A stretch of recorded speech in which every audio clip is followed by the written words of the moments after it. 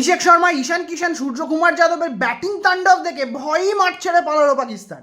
পাকিস্তানের গভর্নমেন্ট জানিয়েছে, Islamic Republican Pakistan government এটা জানিয়েছে যে তারা টি-20 বিশ্বকাপ খেলবে, কিন্তু তারা 15ই নভেম্বর ভারতের সঙ্গে যে কলম্বোয় তাদের ম্যাচ আছে সেখান থেকে তারা বয়কট ঘোষণা করেছে। মানে মাঠ ছেড়ে পালিয়ে গেছে পাকিস্তান। এত ভিতুর ডিম তারা যে মাঠের মধ্যে নেমে যে ভারতের বিরুদ্ধে প্রতিরোধ গড়ে তুলবে সেই প্রতিরোধের জায়গা পর্যন্ত নেই, ভয়ের মধ্যেই পালিয়ে গেছে। এত ভিতুর ডিম পাকিস্তান। তারা আবার গর্জন টর্জন করছিল তারা টি-20 বিশ্বকাপ জিতবে। এমনই ভিতুর ডিম যে তারা শুধুমাত্র মাঠে নামার আগেই ভয়ে পালিয়ে গেল। কেন, কী জন্য পালালো তার কোনো খবর নেই, কিন্তু তারা পালিয়ে গেছে ভিতুর ডিম হিসাবে, এটুকুই মনে করা যেতে পারে। টি-20 বিশ্বকাপ 2026 ভারতে অনুষ্ঠিত হওয়ার কথা, কিন্তু শ্রীলঙ্কায় সমস্ত ম্যাচগুলো খেলবে পাকিস্তান, কলম্বোতে অনুষ্ঠিত হবে। সেমিফাইনালে উঠলেও সেখানে হবে, ফাইনালে উঠলেও হবে। আচ্ছা, সাপোজ শ্রীলঙ্কায় ভারত পাকিস্তান যদি সেমিফাইনাল হয়, সেমিফাইনালে দুটো দল ওঠে, তখন কী হবে? আচ্ছা, ফাইনালে যদি ওঠে পাকিস্তান, তখন ভারতের বিপক্ষে যদি ফাইনাল খেলতে হয় শ্রীলঙ্কার মাটিতে, তখন কী হবে? তখন কি ছেড়ে পালিয়ে যাবে? শুধুমাত্র এশিয়া কাপে ভারত হ্যান্ডশেক করেনি বলে এত মোড়া কান্না কেঁদেছিল পাকিস্তান সমর্থকরা, Pakistan media, Pakistan team management, Pakistan coach Mike Hesson সবাই মিলে, যে তারা বলেই দিয়েছিল অ্যান্ডি পাইক্রফট ম্যাচ রেফারিকে যদি না সরানো হয় পরের ম্যাচে খেলবেই না। আইসিসি মুখের ওপর না বলে দেয়, তারপর বলে যে খেলতেই যাবো না। তারপর $16 মিলিয়ন একটা ফাইনের ঘোষণা করেছিল আইসিসি যদি ম্যাচ খেলতে না যায়। ভয় সুর করে আরব আমেশাহির বিরুদ্ধে ম্যাচ খেলতে এসেছিল। এরা আরব আমেশাহির বিরুদ্ধে ম্যাচ বয়কট করতে পারে না, তো এরা ভারতের বিরুদ্ধে ম্যাচ বয়কট করবে? তাহলে $38 মিলিয়ন একটা ফাইন খাওয়ার সম্ভাবনা রয়েছে পাকিস্তানের। সে দেশের টিভি চ্যানেলগুলো, সে দেশের সম্প্রচার সত্ত্ব যারা পেয়েছে তারা মেনে নেবে তো এত বড় ক্ষতিটা পাকিস্তানের দিক থেকে? এমনিতেই তাদের এমন ইকোনমির অবস্থা, তাদের দেশের প্রধানমন্ত্রী বলছেন, আমি আর আমার সেনাপ্রধান সারা পৃথিবীতে বাটি হাতে নিয়ে ঘুরছিলাম টাকা পয়সা জোগাড় করার জন্য।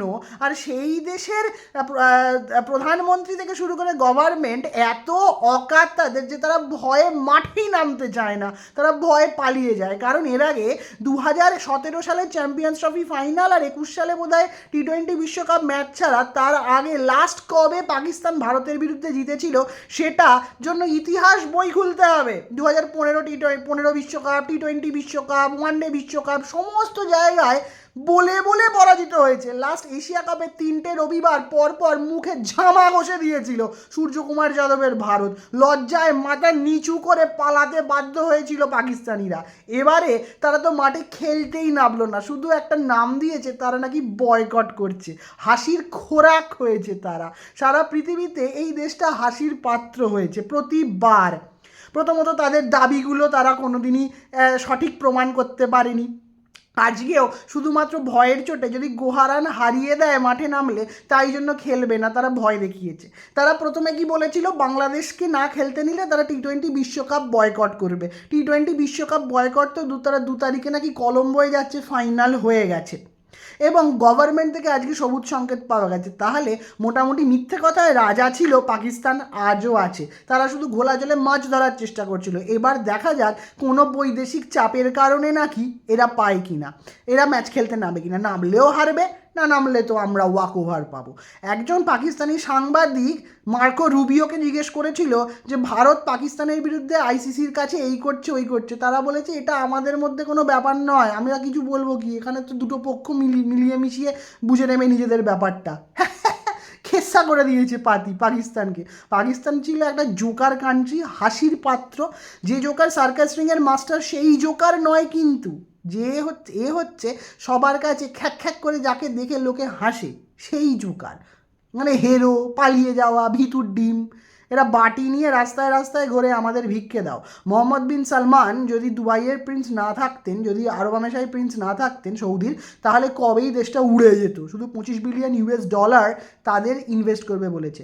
এক PKR এখন $1 সমান 380 PKR, মানে পাকিস্তান রুপে কারেন্সি যেটার অবস্থা। তারা বলছে $38 মিলিয়ন নাকি তারা সহ্য করে নেবে। দেখা যাক জল কত দূর গড়ায়। এটুকু বোঝা গেল ঈশান কিষান, সূর্যকুমার যাদব আর অভিষেক শর্মার ব্যাটিং তাণ্ডব তারা যে এই নিউজিল্যান্ড সিরিজে দেখে নিয়েছে, তাতেই ভয়ে মাঠ থেকে পালিয়েছে। একটা সময় পাকিস্তান টিমে ওয়াসিম আকরাম, ওয়াকার ইউনিস, শাহিদ আনোয়ার, মোহাম্মদ ইউনিস, সাঈদ আফ্রিদি, শোয়েব আখতার, আব্দুল রাজ্জাক, মঈন খান, আর কার কার নাম বলবো, এইরকম বিশ্ববিখ্যাত প্লেয়াররা খেলতো যাদের সাথে ভারতের ম্যাচ হলেই আমরা ভাবতাম এই বোধহয় হেরে যাবে। শাহিদ আনোয়ার ব্যাট করতে নামলে আউট হতেই চাইতো না, মানে কেউ আউট করতে পারতো না। দেবাশিস মোহান্তি কয়েকবার আউট করেছিল।